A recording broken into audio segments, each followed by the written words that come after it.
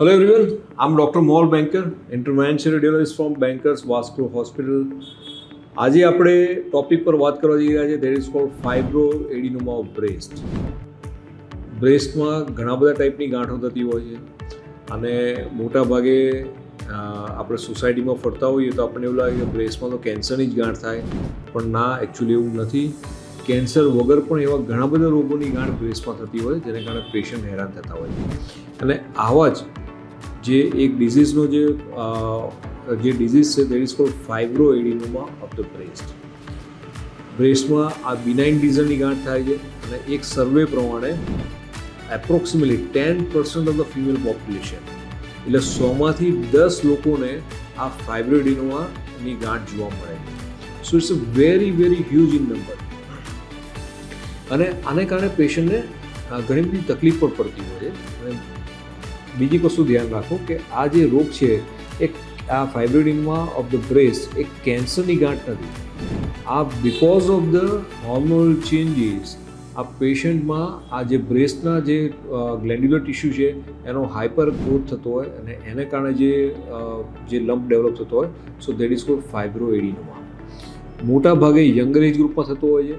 Generally જ્યારે menstrual cycle શરૂ થતી હોય નિયર 20sમાં દેખાવાની શરૂ થાય. એટલે જે આ અંદર ફાઇબ્રો એડિનોમાની જે રેન્જ છે, જે એજ ગ્રુપ છે એ પણ 20 to 40 યર્સની એજ ગ્રુપમાં મેક્સિમમ જોવા મળે છે. વન્સ ધ મેનોપોઝ સ્ટાર્ટ્સ, ઇસ્ટ્રોજનનું ડોમિનન્સ ઓછું થઈ જાય, સો ફાઇબ્રો એડિનોમા અલ્ટિમેટલી એ ડેવલપ થતા નથી હોતા. સો યંગર એજ ગ્રુપમાં આ ડેવલપ થતા જોવા મળે. સો તમને એવું થતું હશે કે એનું કારણ શું છે?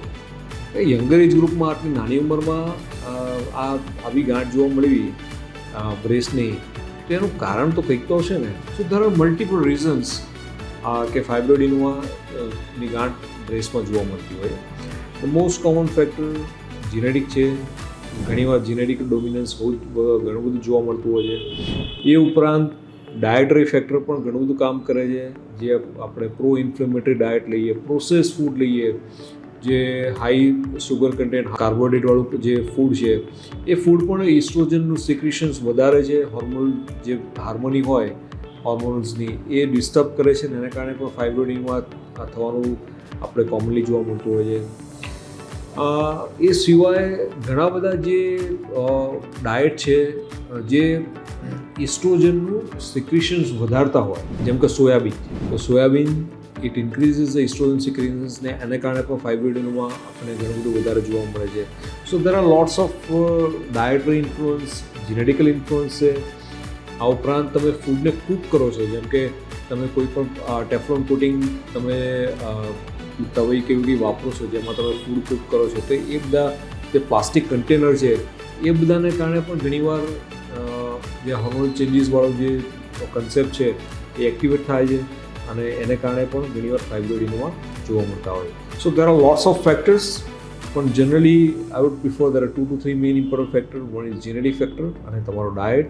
તમે કયો ડાયટ લો છો અને એને કારણે જો ઇસ્ટ્રોજનનું સિક્રેશન વધતું હોય તો it has a very very huge role in to developing the fibro adenoma at the younger age group. Now ત્રીજો ક્વેશ્ચન તમારા મનમાં આવતો હશે કે ખબર કેવી પડે કે ફાઇબ્રો એડિનોમા છે? મોટા ભાગે પેશન્ટ છે જ્યારે પોતાને નાહવા જાય, સાબુ લગાવે, બ્રેસ્ટને પાલ્પેટ કરે ત્યારે એક લમ્પીશ ફિલિંગ આવે છે બ્રેસ્ટની અંદર. So that is a sign કે ભાઈ આ ફાઇબ્રો એડિનોમા ડેવલપ થઈ રહ્યું છે.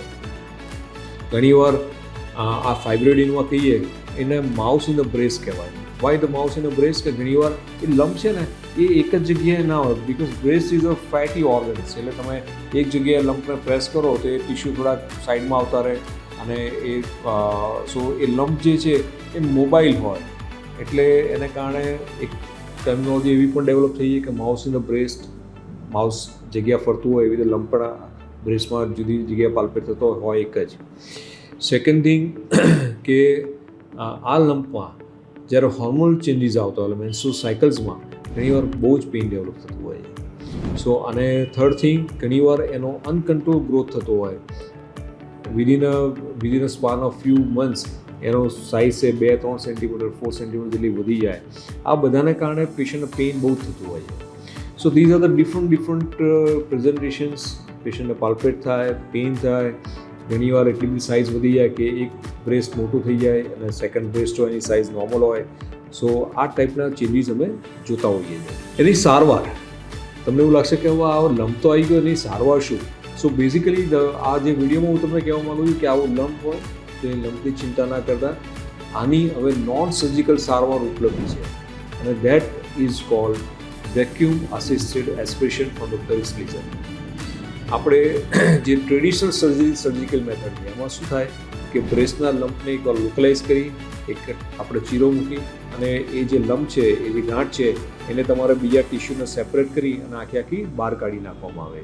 પણ ડેફિનેટલી તમારે જ્યારે બ્રેસ્ટમાં તમે કટને ચીરો મૂકો છો, યંગર પોપ્યુલેશન જે છે, નાની ઉંમરના ઘણા બધા અનમેરિડ ફિમેલ્સ હોય છે, એ બધાને બ્રેસ્ટનો સ્કાર ડેવલપ થાય અને it will create a lots of the problem. જ્યારે જે નવી ટેકનિક આવી છે, એડવાન્સ ટેકનિક, સો એ જે ટેકનિક છે that is cold vacuum wave technique, that is cold vacuum assisted breast legion aspiration. એમાં કરીએ શું તો સિંગલ નીડલ કલ્ચર.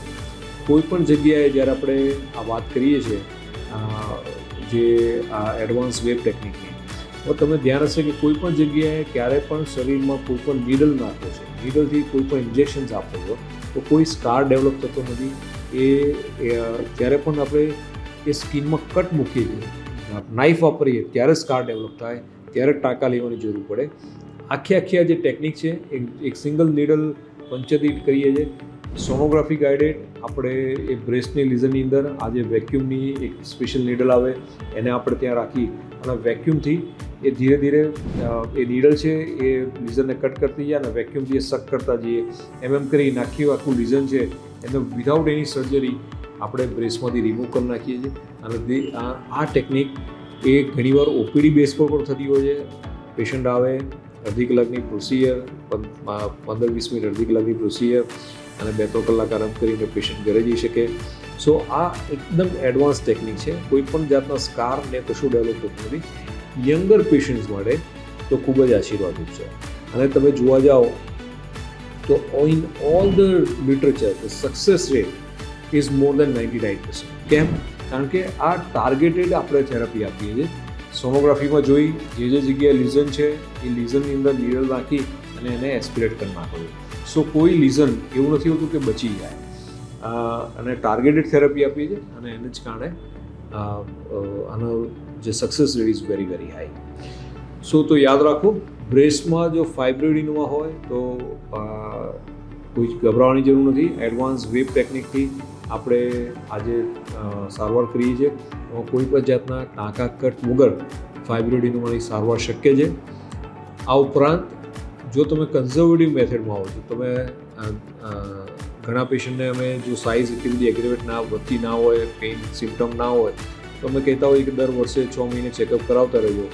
સો એ દરમિયાન તમે ડાયટરી મોડિફિકેશન ખાસ કરો. જે મેં તમને કીધું એ પ્રોસેસ ફૂડ ઓછું કરાવો. ઇસ્ટ્રોજન સિક્રેટિંગ્સ, જે ઇસ્ટ્રોજનનું સિક્રેશન વધારે, એ ટાઈપના જે ફૂડ છે, સોયાબીન્સ એ બધું ઓછું લો. સો આ બધાને કારણે તમારું જે ફાઇબ્રોઇડિનોમાનો ગ્રોથ છે કંટ્રોલમાં રહેશે અને પ્રોબ્લેમ્સ ફ્યુચરમાં ઘણા ઓછા થશે. So thank you so much for joining me for this talk. If you have any kind of question to ask me, I would be very happy to give you answer. Thank you.